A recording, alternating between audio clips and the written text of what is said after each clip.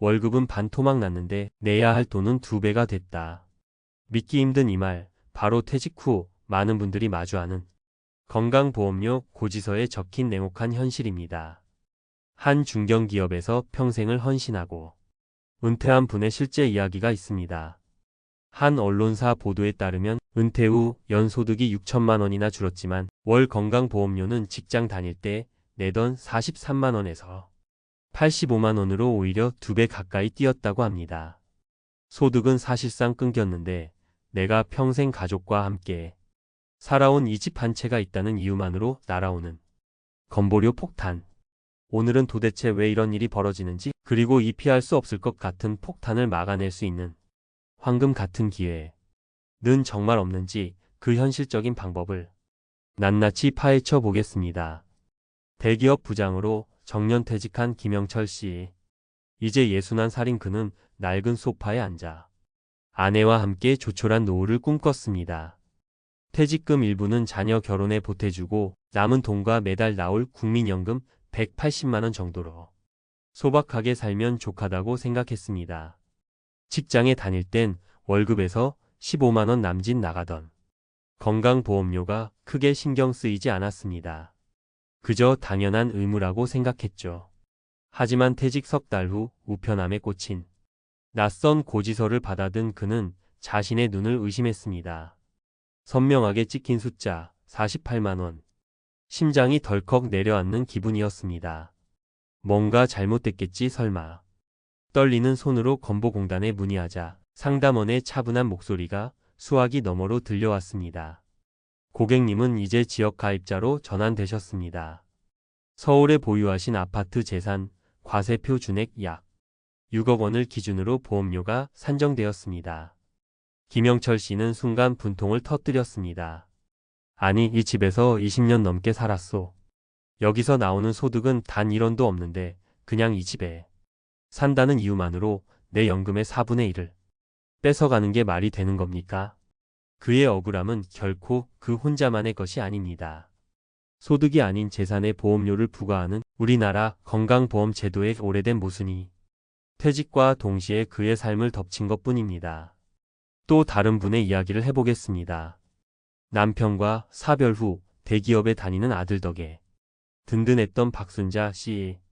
65인 그녀는 아들의 건강보험 피부양자로 등록되어 있어 건보료 걱정 없이 지내왔습니다. 그녀의 유일한 소득은 매달 90만 원씩 나오는 국민연금과 남편이 남긴 돈을 은행에 넣어두고 받는 이자 소득 연 1,100만 원이 전부였습니다. 연소득을 모두 합쳐도 2,180만 원. 과거 기준으로는 피부양자 자격을 유지하는데 아무 문제가 없었습니다. 그녀는 당연히 앞으로도 그럴 것이라 믿었습니다. 하지만 어느 날 그녀 역시 한 통의 통지서를 받게 됩니다. 피부양자 자격 상실 예정 안내문. 그녀는 몰랐습니다. 한 보도에 따르면 2022년 9월부터 피부양자로 인정받을 수 있는 소득 기준이 연 3,400만 원에서 2천만 원으로 대폭 강화되었다는 사실을 말입니다. 박순자 씨는 불과 180만 원을 초과했다는 이유만으로 당장 다음 달부터 재산과 소득을 기준으로 산정된 월 20만 원이 넘는 지역 건보료를 내야 할 처지가 된 것입니다. 나는 괜찮을 줄 알았는데 나도 모르는 사이에 법이 바뀌어서 하루아침에 건보료 폭탄을 맞게 된 박순자 씨의 막막함은 이제 결코 남의 이야기가 아닙니다. 자, 지금까지 우리는 답답하고 억울한 사례들을 살펴봤습니다. 그렇다면 도대체 왜 소득이 줄어드는 퇴직 후에 오히려 건보료가 폭증하는 이런 기막힌 일이 벌어지는 걸까요? 문제의 핵심은 단 하나, 바로 직장가입자에서 지역가입자로 우리의 신분이 바뀌기 때문입니다. 직장 다닐 때 우리는 오직 월급에 대해서만 보험료를 냈습니다. 내가 얼마짜리 집에 살든 어떤 차를 타든 상관이 없었죠. 하지만 퇴직 후 지역가입자가 되는 순간 계산 방식은 완전히 달라집니다. 지역가입자는 첫째, 연금이나 이자 같은 소득과 둘째, 집, 땅, 건물 같은 재산, 모두를 점수로 환산해서 보험료를 부과합니다. 즉 퇴직 후 근로소득이 0원이 되어도 수십 년간 묵묵히 내 자리를 지켜준 집과 땅이 거꾸로 내 발목을 잡는 보험료 산정이 대상이 되는 것입니다. 실제로 한 관련 기사에 따르면 재산의 건보료를 물리는 나라는 전 세계에서 사실상 우리나라가 유일하다는 지적도 있습니다. 소득을 파악하기 어려웠던 아주 오래전 과거의 기준이 모든 것이 투명해진 지금 시대에도 여전히 적용되고 있는 셈입니다. 여기에 박순자 씨 사례처럼 피부양자 자격 기준이 연소득 2천만 원으로 대폭 강화되면서 과거에는 해당 없던 수많은 은퇴자들이 지역가입자로 편입되어 잠재적 건보료 폭탄의 대상자가 되고 있습니다. 지금까지의 이야기를 들으시면서 가슴이 답답하고 어쩌면 화가 나셨을지도 모르겠습니다. 하지만 지금부터가 진짜 중요합니다. 이 부당하게 느껴지는 상황 속에서도 위기를 기회로 바꾼 사람들이 있습니다. 김영철 씨와 함께 퇴직했던 동료 최인규 씨의 이야기입니다. 그 역시 퇴직 전부터 은퇴 후 재무 관리에 대해 꼼꼼히 공부했습니다. 아니나 다를까 그에게도 퇴직 후 40만 원이 넘는 건보료 고지서가 날아왔습니다. 하지만 그는 당황하지 않았습니다. 고지서를 받자마자 바로 건보공단에 전화 한 통을 걸어 단호하게 말했습니다. 임의 계속 가입 신청하겠습니다. 결과는 놀라웠습니다. 그는 앞으로 3년간 퇴직 전 직장에서 내던 수준인 월 15만 원의 보험료만 내게 되었습니다. 향후 3년간 그가 아낄 수 있는 보험료만 해도 1,000만 원이 훌쩍 넘습니다. 최인규 씨는 말합니다. 퇴직 후 딱 2달 안에만 신청할 수 있는 이 황금 같은 기회를 놓치지 않았을 뿐입니다. 그는 이 3년이라는 귀중한 시간을 벌어 자산 포트폴리오를 조정하고 강화된 피부양자 기준에 맞게 금융 소득을 관리할 완벽한 계획을 세우고 있습니다. 여러분이라면 이 상황에서 어떤 선택을 하셨을 것 같나요? 그렇습니다. 우리에게도 방법은 있습니다. 첫 번째 해결책, 그리고 가장 시급하고 중요한 조치입니다. 퇴직 후 2개월 안에 임의 계속 가입 제도를 반드시 신청하십시오. 앞선 최인규 씨의 사례처럼 퇴직 후 건보료 폭탄을 막을 가장 강력하고 즉각적인 방법입니다.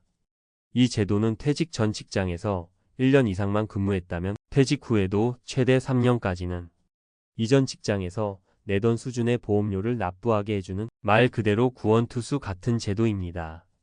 다만 여기서 가장 중요한 점이 있습니다. 이 제도는 지역가입자 보험료를 처음 고지받은 날로부터 납부기한 2개월 이내에 신청해야만 합니다. 이 황금 같은 시기를 단 하루라도 놓치면 다시는 신청할 수 없습니다. 퇴직을 앞두고 계시거나 이제 막 퇴직하셨다면 다른 것은 다 잊으셔도 좋습니다. 하지만 임의 계속 가입 5글자만큼은 반드시 달력에 크게 적어두시길 바랍니다. 두 번째 해결책은 피부양자 자격을 미리 점검하고 전략적으로 관리하는 것입니다. 배우자나 자녀가 직장 가입자라면 피부양자 등록을 고려해 볼 수 있습니다. 하지만 이제는 연소득 2천만 원이라는 엄격한 기준을 꼼꼼히 따져봐야 합니다. 여기서 아주 중요한 사실 하나를 알려드리겠습니다.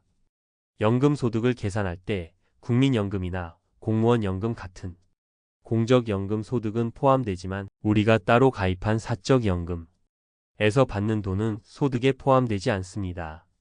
만약 이자나 배당 같은 금융소득이 기준을 아슬아슬하게 넘는다면 과세 시점을 조절하거나 비과세 상품으로 일부 자산을 옮기는 등의 사전 계획이 반드시 필요합니다. 소 잃고 외양간 고치는 실수를 해서는 안 됩니다. 지금 바로 자신의 예상 연금 수령액과 다른 소득들을 합산해보고 연 2천만 원이라는 기준선을 넘는지 꼭 한번 계산해 보시길 바랍니다. 퇴직 후 건강보험료 폭탄은 어느 날 갑자기 닥치는 재난이 아닙니다. 제도를 몰랐을 때 맞이하는 예고된 충격일 뿐입니다. 우리가 평생 흘린 땀의 대가가 정보가 없다는 이유만으로 부당하게 사라지게 둘 수는 없습니다. 오늘 알려드린 임의 계속 가입 제도와 피부양자 자격 점검 이 두 가지만이라도 제대로 알고 대비한다면 우리는 충분히 이 건보료 폭탄을 막아낼 수 있습니다. 은퇴는 인생의 끝이 아니라 새로운 장을 여는 시작입니다. 그 소중한 시작이 세금 폭탄으로 인한 좌절과 원망이 되지 않도록 미리 알고 준비하는 현명함이 그 어느 때보다 필요한 시점입니다. 오늘 내용이 은퇴를 준비하시는 여러분의 든든한 방패가 되기를 진심으로 바랍니다. 혹시 비슷한 고민을 하고 계시거나 더 좋은 지혜가 있다면 댓글로 여러분의 소중한 생각을 나눠주십시오. 우리가 함께 머리를 맞대면 더 나은 길을 찾을 수 있을 겁니다. 영상이 도움이 되셨다면 구독과 좋아요를 통해 저희 채널에 힘을 보태주시면 감사하겠습니다. 다음에도 여러분의 삶에 실질적인 도움이 되는 이야기로 다시 찾아뵙겠습니다.